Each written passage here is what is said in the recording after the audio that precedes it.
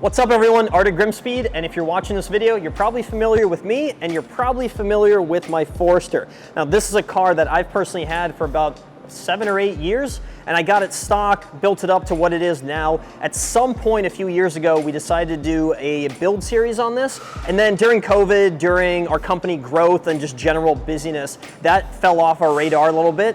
In the last few weeks, however, we put out some archive footage on our YouTube page that chronicles how this car went from around stock to what it is today. What we decided to do to wrap this up is put a bit of an end cap on this series by just doing a walk around on this car. I can show you guys the exterior of it now that it's completely done. We can show the interior, we can pop the hood, talk about all the modifications. I know a lot of people have been asking me. What I want to do is also compile a full mod list, put that in the description on this video, so you can hopefully find some inspiration from this, whether you're a Forester owner, whether you have something else. There's lots of custom stuff, lots of one-off, and just lots of things that I tried to get creative with on this car that I want to showcase to you and hopefully inspire you to do something similar. Because overall, the Forester, the Subaru community in general is very passionate towards their projects, and they love to build things like this, and the big reason that they do is because they see it themselves. So I want to be the inspiration for your next build. So let's start with the first logical place on this car, which is the exterior. Now, a lot of you are familiar with what the SG Forester looks like. This is the 04 to 05 generation. There's also the 06 to 08, which has the rounded front end. But this is one of my favorites. I think it's the perfect combination of round and also square body at the same time, especially when you compare it to the first generation, the SF Forester. So this one is my particular favorite. And as you can tell, it does not really look like the stock counterpart that you would see at the grocery store. Most of the stuff that's been changed out is right up front here. You can tell that I have a custom hood with a D-Max style vent that I put into it, molded it, painted it, along with some arrow catches, so it makes it look a lot more aggressive and is a better fit for my front mount, which we'll talk about when we pop the hood. Otherwise, I have the JDM Cross Sport bumper with grille and underlight inserts. One of my favorites for years and years. I've wanted this bumper, and the prices were really high. They're even higher now post-COVID. But I decided to pony up and pick it up because it's such a great aggressive bumper and it fits the square front end of this car really well. And then I have this custom lip from a manufacturer in Russia before everything got closed down that I imported in. Nice fiberglass lip that goes together with the bumper. Really just makes the front end look a lot more aggressive. As we move on to the side of the car, there's a lot of things done here. Let's start at the top with those custom roof rail deletes. You guys saw this in the last archive video, how I did it. It was an absolute pain to get done, but it was worth the effort to fiberglass shade this down, eventually get them painted, because these are something you cannot get stock, so kind of a unique touch. I also have a set of Ganador style mirrors on here. Speaking of other unique touches, you don't see these on Subaru super often. I adapted these from a 180 SX kit, and so a little bit of modification to both the mirrors and the door, and I was able to make it work. Obviously painted it black to match, and also matched the window tint along the side of the car, along with these trim pieces, so nice synchronized look.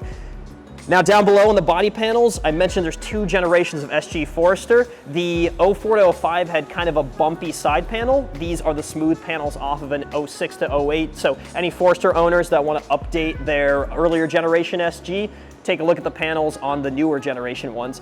And then I've got these one-piece side skirts going here, which are a bit of a custom piece. There's a lot of things done to them, but as you know, on Foresters, they're usually a 3-piece. That makes it look a little bit more clean.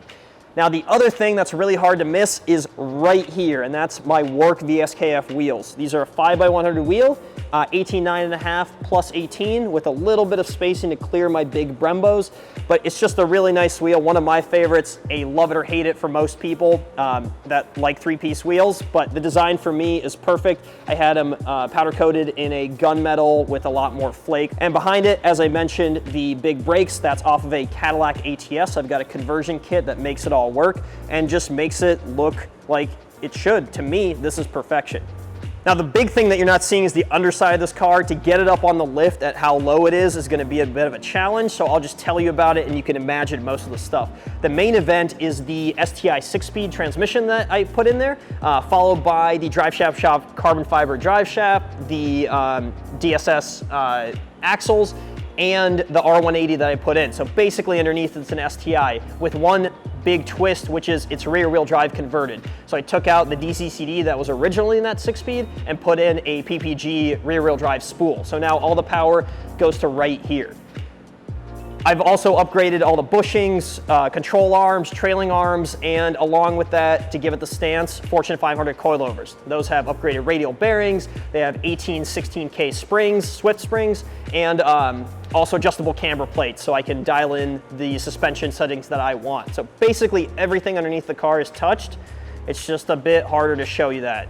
Take my word for it though. Well, this of course leads us to the booty of this car, which is the beauty of this car. The Forester has a really nice back. Obviously you can store a bunch of stuff in it if you need to haul around camera equipment like Owen does in his Forester, or if you just want to show up to the event and you have everything in there, or spare wheels if it's rear wheel drive and you're drifting it. This is really arguably the best chassis to do that, and I also maintain that aesthetically it's the best. I really love this wide rear end, and the modifications that I've done really complement that. The main event here is this big sweeping wing. It's obviously a lot bigger than the OEM one, which I like, and it's aggressive while still being subtle because it's sort of molded around the top of the hatch. I got this one from Forester Parts on Instagram. I'm not sure if they're still a company, but these wings do exist out there. They're one of my favorites, so if you have a chance to get one, do it. The mid spoiler right here is a custom piece that's part of an OEM STI Forester from overseas that I had molded into the trim piece that existed on this Forester already. So something that can be done too, but a little bit custom. The rear wiper delete, just to make things look a little bit nicer, and this wonderful decal that Owen made for me, so shout out to you, thank you. I think it makes the back of the Forester look even better. Matching bumper, obviously, and then these aggressive tips that we have to watch our ankles around. Really put it together into the idea that I've had since the beginning of this build, which is build something that is aggressive, but also subdued to some degree. Okay, so we're inside the car now. This isn't as exciting as the exterior, but there are some modifications here, really just kind of performance and driving type things. So first and foremost, we've got this STI steering wheel. It just feels a lot better than the Forester one, looks better as well. I've also switched out the gauge cluster to an STI one with the help of Aaron Subi Electronics. I'm gonna put their tag in the description. Check them out. They do a lot of things pertaining to dashes, conversion harnesses, things like that. But the reason that I love the STI one in particular, it has the dash sweep, and then the RPM, the tachometer is right in the center. So when you're kind of driving spiritedly, let's say, it's the first thing that you see, and it also has an alert button that tells you when you're pushing the revs just a little too high. So just a dash I prefer, and I'm happy to have in the Forester. Then of course I have all my other gauges here, my fuel pressure, oil pressure, boost, and AFR, all from AEM. Nice gauges in this JDM gauge pod, and then down below where the ashtray used to be. You also notice the Zetronics ethanol content. This car is running E, so that tells me the grade of my ethanol, just so I can keep an eye on things, make sure it's all going well. And aside from that, the big thing is what I'm sitting on, and what makes me seem so short in this car is my Cybon carbon back seats. Incredibly comfortable, something that I definitely invested some money into, and I am glad that I did.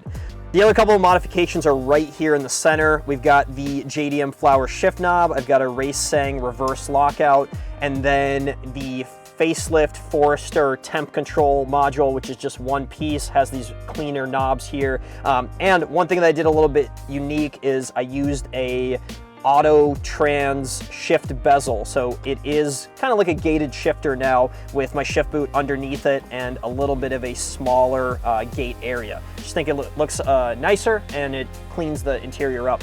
Now this isn't the end for the interior, it's kind of just the beginning. There's lots of stuff I want to do, some Alcantara touches, some JDM parts, but that's coming with time, so you'll have to stay tuned for those. All right, now that you've seen the show, let me show you the go by popping the hood up. So there's a lot of stuff going on here. First and foremost, I have to plug GrimmSpeed hood struts. They are the best thing ever. Obviously it lifts your hood almost to 90 degrees. That way we can see more light. That's good for this guy for filming. It's good for me for working on this car. So that is one of the best mods you can do, and a good entry-level one. As you would expect, there is a bunch of GrimmSpeed under the hood, and some things that are even custom built and modified to fit this car. First and foremost, you're gonna see that the intake manifold is reversed, And I have a stock location turbo, a 3076 Garrett, which will be getting replaced with a GrimmSpeed BB500 in one of our next videos. Whatever we decide to put out, you'll probably see that in there getting tuned up. So the manifold being reversed allows for less piping. So what I did is adapted the GrimmSpeed front mount intercooler piping to be able to have that big GrimmSpeed front mount core that's meant for a 15 plus STI, and make it look a little bit cleaner, especially with the bypass valve mounting location, one of our new BPVs right there, and a sprinkle of GrimmSpeed throughout. We've got our pitch stop mount, our oil cap, pretty much everything you could fit on this car that says GrimmSpeed on it. The real action on this engine's going on in the internals that you can't see. So I've got Darton sleeves, I've got Manley internals for everything, including their billet crankshaft and built heads. So this setup is really good for about 750, 800 horsepower, which I will probably not be touching, but pushing close to 600 on that BB500 turbo eventually. Aside from that, the fueling system is set up to compensate for that, the cooling system as well. So basically everything on here has been touched to be able to make high horsepower. And again, as I told you, send it to the rear wheels, which makes this car a riot for doing burnouts, some donuts, and eventually some drifting. So that was a whole lot in a very little amount of time. There's obviously tons and tons of modifications that I'm missing. I'll try and put that complete list together like I mentioned in the description. But for now, I just kind of want to set up what we're going to be doing in the next 3 months, 6 months, even over a year. You've seen the GrimmSpeed shop area renovated. We've got nice new floors, fresh paint on the walls. We've got a new lift. That means we've got new projects coming. This eventually might end up on the lift again for kind of the next version of it, but for now we've got a bunch of cool things planned. So if you're watching this video, there's going to be many more to come. We're actually working on a new car project right outside this door that you guys are going to see in just a few weeks. Then we've got another one planned and another one planned after that. So it's going to be kind of non-stop. So what I need you guys to do is follow our YouTube page, follow our Instagram, follow all of our social media at GrimmSpeed. We would really appreciate it. The more you do it, the more you share it, the more views it gets, the more that we're allowed to do exciting stuff like this and all the things you see behind me and much, much more to come. Enough of me talking. Let's get this car outside. I want to get some rollers. I know Owen's eager to shoot this car, and I know you guys want to hear me shut up and just see this thing be at its best.